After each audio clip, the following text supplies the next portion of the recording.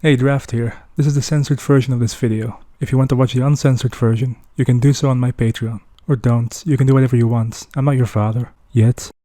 Anyway, enjoy the video. Bye! On the 17th of May 2016, at 1:07 AM, a 23-year-old woman entered a restroom at a karaoke bar near Gangnam Station in the city of Seoul, the capital of South Korea. A few hours earlier, Kim Sung-min, a 34-year-old man who worked in a nearby liquor store, had entered the same restroom. Kim Sung-min took the woman's life by stabbing her 4 times in the chest with a kitchen knife. The two didn't know each other and had no prior altercation. When pressed for his motive, Kim said he killed her because she was a woman. He felt like he'd been humiliated and ignored by women all his life and saw this as a form of retribution. Despite his statements, the police didn't categorize this as a hate crime, instead blaming Kim's actions on mental illness. Now, this wasn't necessarily incorrect.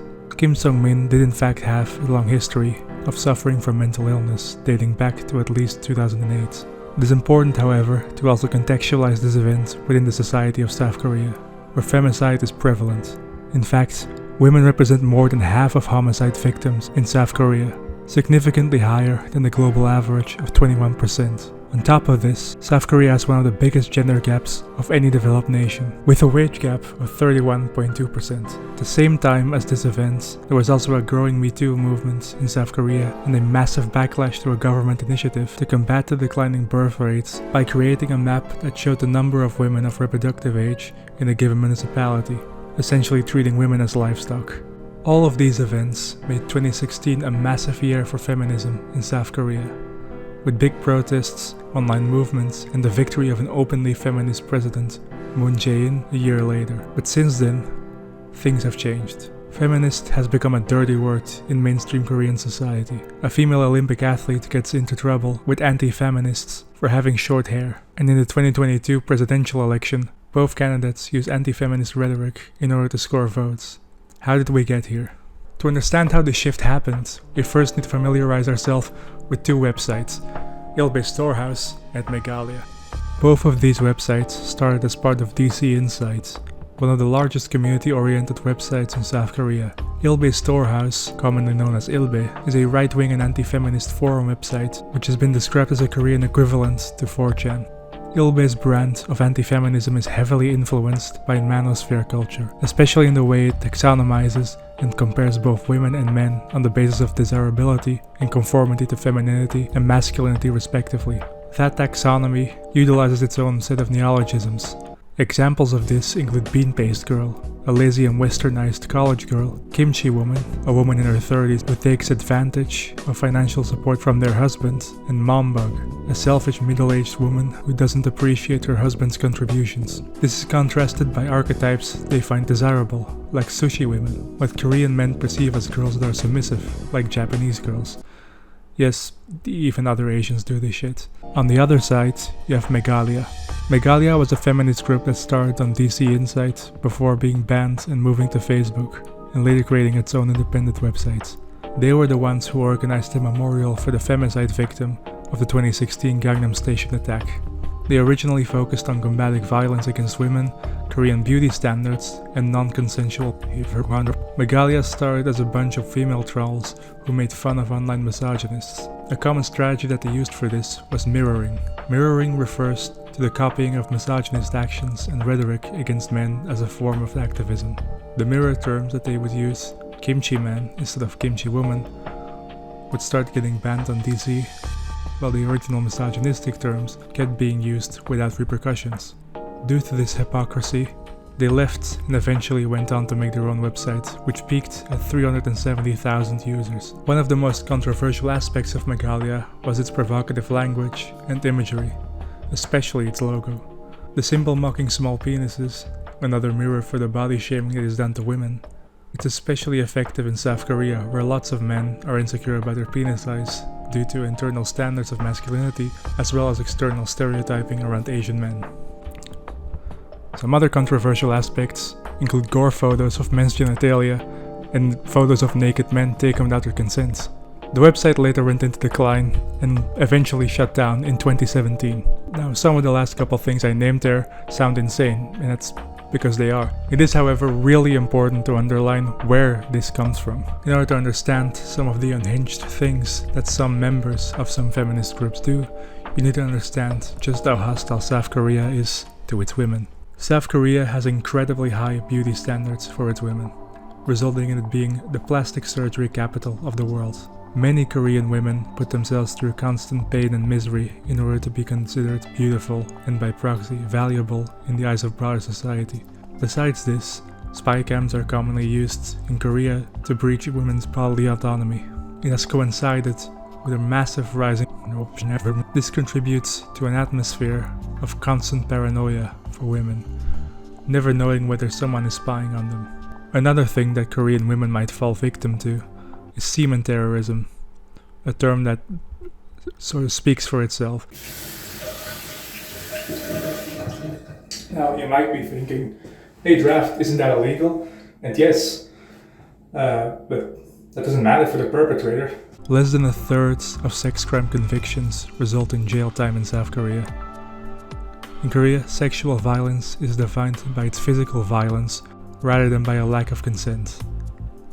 Due to this, women are tasked to prove that their assault had a sufficient degree of violence in order for their claim of a sexual assault to be taken seriously, and they're not doing much better when it comes to harassment. The first court case about sexual harassment in South Korea only took place in 1993 and was spearheaded by Park Won-soon, who later became Seoul's longest-serving mayor until taking his own life after getting accused of sexual harassment himself in 2020. Despite the unwillingness of the Korean judicial system to protect women, they are expected to protect their modesty and virginity. The sexual autonomy of Korean women is chalked up to personal responsibility.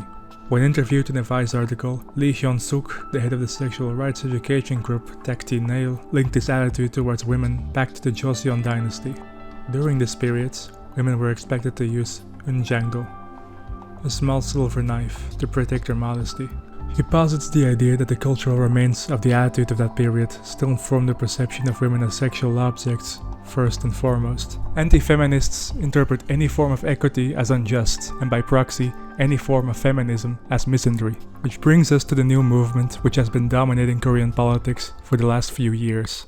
The term Daenam comes from the term Isib Daenamja, meaning man in his 20s. The term was originally used in a generic value-neutral sense, but in the last few years it has gained a completely new socio-political definition. This meaning originates from the polarized response to the positive stance towards feminism by the Moon-jae-in administration. Moon had an approval rating of less than 30% with young men and more than 60% with young women. The term gained further relevance when in 2022, conservative candidate Yoon Suk-yeol gained 70% of the Daenam votes through campaigning on anti-feminist rhetoric. For these men, there is no difference between feminism and misandry. According to the National Human Rights Commission of Korea, 71% of these men oppose the use of a gender quota in business and politics, and 64% oppose any form of affirmative action for women altogether. But the reach of the Daenam goes beyond opinion polling, with online harassment campaigns against Korean feminists or anyone they perceive to be feminist, like women with short hair. They even made a dedicated website for this purpose, called CheckFemi, which proclaims to identify any public figure with feminist leanings. The misogyny that seems to be common in South Korea, and with Daenam in particular, doesn't seem to be traditionally patriarchal like in many Western anti-feminist movements. When asked if the man should be the head of the family, older generations of South Korean men were primarily for it, with only 16.3% of men in their 40s and 25% of men in their 30s being against it. With the Daenam, 41.3% disagreed. The Daenam is in some ways critical of some of the patriarchal obligations that society puts on them. They seem to blame women, not realizing or not caring that they are victims of the same system. The political Daenam is of course opposed to everything that Meghalaya stood for. The Meghalaya logo has become the ire of many anti-feminists long after the site shut down. The symbol has become the fixation of a weird group of paranoid Daenam who go insane when they see it anywhere, no matter the intention or context, like in the game Lost Ark, the convenience store GS25 with sausage advertisements, a Starbucks ad, and many more. Around 20 brands and government organizations have removed the symbol in order to not face backlash. The political mainstream in South Korea has historically always preached unity and national integration. However, in recent times, this has changed. The establishment has found that division and scapegoating is significantly more lucrative when it comes to gaining and remaining in power. This is why both presidential candidates used anti-feminist rhetoric in 2022. The winner of that election, Yoon Suk-yeol, getting the majority of the Daenam vote through his promise to abolish the Ministry of Gender Equality and Family. His People Power Party dramatically amping up the misogyny on the campaign trail in order to secure the support from anti-feminists, with Yoon's wife mocking victims of sexual assaults and conservative candidate Hong Yoon-pyo admitting to procuring drugs at 18 for one of his friends to date with a woman, asking, what South Korean man doesn't have a story like that? Now, the obvious question to ask is where this massive wave of anti-feminism comes from, but the answer is pretty complicated. We will have to go at the underlying systems that lie at the roots of South Korean society. Political philosopher Kim Man-kwon argues that the new generation of Koreans are getting increasingly lonely and alienated. He argues that the loneliness is not just a personal issue, but a social phenomenon. He links the current role of loneliness in South Korean gender polarization to the idea of totalitarianism as being sustained by lonely masses, as prescribed in the work of German political philosopher Hannah Arendt. This phenomenon of loneliness due to socio-political atomization is something we're seeing all around the developed world right now, but it is exacerbated significantly in South Korea due to a few other factors. Primarily the stringent working conditions, as well as the fetishization of competition. Korean researcher and author Park Kwon-il states that women have moved beyond the victim narrative into a solidarity narrative, whilst men have remained within a victim narrative due to the mandatory military service. These men have synthesized this victim narrative with a neoliberal ideological bent towards personal responsibility, resulting in them targeting what they see as free riders in society. The androcentric nature of South Korean society negates the necessity for the Daenam to form a solidarity narrative. Many of the online forums that are used by the Daenam, like Ilbe, also discourage socializing between its members in order to maintain anonymity. This often means that the political Daenam can't even find companionship amongst itself. Another factor that explains a lack of solidarity would be the internal discrimination between men based on conformity to standards of masculinity, whereas the contrasting framework of feminism grounds itself in a clear and common cause, the liberation and emancipation of women. Park ascribes the modern alienation of young men to a lack of larger narratives to identify themselves with. So they create one based upon the insecurities that plague them on a daily basis. He also points towards a starker inequality of income and social class within the new Daenam, making them less politically homogeneous compared to previous generations of Korean men. This alienation and lack of shared identity leads to an attempt at unification through a shared enemy, that enemy being feminism. On top of this, the political Daenam might be overrepresented in the mainstream due to its extremes being more actively participatory in politics. The divide between those who actively and passively engage in politics is quite large in South Korea due to the stringent and austere working conditions, making the political Daenam a much larger and influential voice in Korean culture. Park says that South Korean society is obsessed with meritocracy, but goes on to criticize the idea of meritocracy itself, saying that it presumes an underlying caste system based on merit. Now, to some of you, that probably sounds pretty ideal, but it is important to remember that there is no such thing as objective merit. Merit is always defined by what a culture finds valuable, and that can be quite different from what you or I value. Korean meritocracy in particular is focused on academic accomplishment. This new culture of competition based primarily on academic achievement grew significantly in the wake of the 1997 Asian financial crisis, which made well-paying jobs scarcer. Academic achievement can also not be reached with ability alone. Material conditions and mental health are also determining factors. Park applies a critique based upon the work of John Rawls, saying that because individual actors are not responsible for their natural talents and personality, that they are not inherently deserving of more because of them. Going back to the Daenam, to play devil's advocate, we might ask if there is any actual misandry in South Korea? And the answer to that is yes. It's just very different to what it is often described as, and more importantly, it isn't feminism. Before we get to the actual misandry, I'd like to go over some organizations and structures that are often portrayed as misandrist by the Daenam. The first of which is the Ministry of Gender Equality and Family, or the Women's Ministry for short. This ministry was created in 1998 under the Kim administration and has been responsible for policies like in 2008 when families didn't have to register via a male family head. They also had some misfires, most notably with the gaming curfew for minors, which was later repealed. They've also been responsible for publishing some damning statistics, like how 4 out of 10 Korean men have paid for sex work at least once, which is a lot. I'm pro sex work, but that's a very high number. There doesn't seem to be anything actually misandrist or even that radically feminist within the ministry. It's primarily a political boogeyman used by anti-feminists.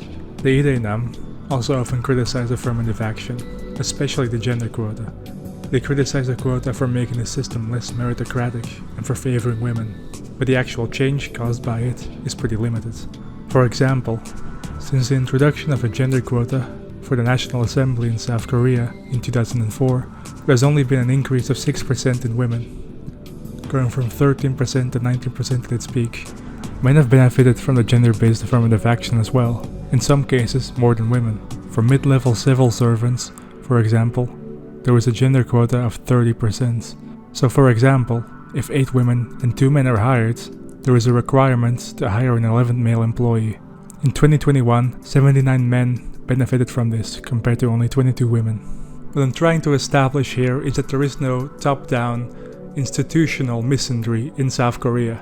Korea is a very androcentric society, and even if someone with genuinely misandrist views were to come to power, they would have a lot of trouble trying to actually enact any form of legislature or policy. The closest thing you have to this is a conscription system, which does only affect men. This system was of course not put into place by women, but rather by men, so you can't really classify this as misandry in a meaningful sense of the term. What you do have in South Korea are groups that practice communal misandry. One of these groups, getting popular these days, is the 4B movement. The 4B movement stands for 4 no's.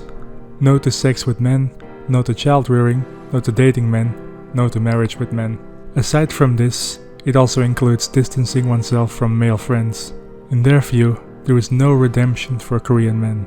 The movement started on Korean feminist Twitter and the Korean feminist site FemiWiki. Its membership falls anywhere between 500 and 4,000 women, though the amount has been seriously exaggerated by people on social media, with one article unrealistically claiming 50,000 members. Due to this, the perception of the influence of this group is often seen as significantly larger than it probably is. Separatism is generally not something I support when it comes to political division, but can you blame these women, given just how hostile their country is against them?